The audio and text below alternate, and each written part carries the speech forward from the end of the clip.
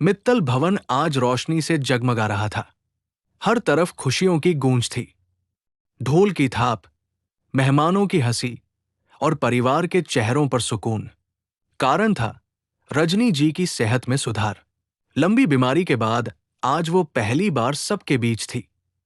फूलों से सजी व्हीलचेयर पर बैठी रजनी के चेहरे पर संतोष था, मानो जीवन ने उन्हें दूसरा अवसर दिया हो। प्रथम बार बार अपनी मां को देख मुस्कुरा रहा था। राध्या व्यवस्था में लगी थी ताकि जश्न में कोई कमी न रह जाए। लेकिन कभी कभी खुशियों के पीछे छिपा होता है एक अनदेखा तूफान। निहारिका के जाने के बाद सबने राहत की सांस ली थी। पर क्या सचमुच सब ठीक था, या फिर कोई अनहोनी चुपचाप अपने कदम बढ़ा रही थी? आंगन के एक कोने में लगा भारी सजावटी स्तंभ हवा के हल्के झोंकों से डगमगा रहा था। किसी ने उस पर ध्यान नहीं दिया। इसी बीच रजनी की व्हीलचेयर धीरे धीरे आगे बढ़ने लगी। शायद फर्श की हल्की ढलान, या फिर किसी की अनदेखी। अचानक प्रथम की नजर उस हिलते हुए स्तंभ पर पड़ी। उसका चेहरा घबराहट से भर गया। मां! उसकी चीख पूरे आंगन में गूंज उठी। वो पूरी ताकत से दौड़ा। लोग समझ ही नहीं पाए कि क्या हो रहा है। राध्या भी घबराकर पलटी। प्रथम ने स्तंभ को थामने की कोशिश की।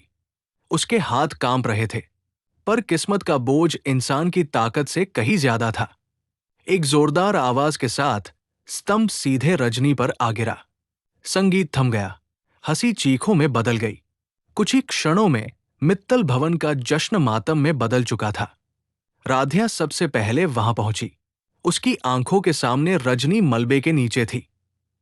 प्रथम का दिल टूट चुका था। आंसुओं और गुस्से के बीच उसने राध्या की ओर देखा। अगर तुमने सुरक्षा का ध्यान रखा होता तो आज मां इस हालत में नहीं होती। ये शब्द तीर की तरह राध्या के दिल में उतर गए। वो स्तब्ध खड़ी रह गई। आंखों से आंसू बह रहे थे, पर शब्द साथ छोड़ चुके थे।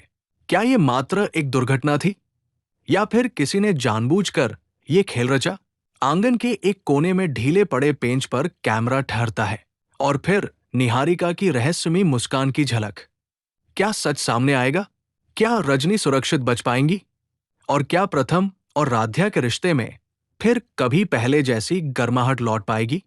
मित्तल भवन अब केवल एक घर नहीं रहा। ये सवालों और दर्द का अड्डा बन चुका था।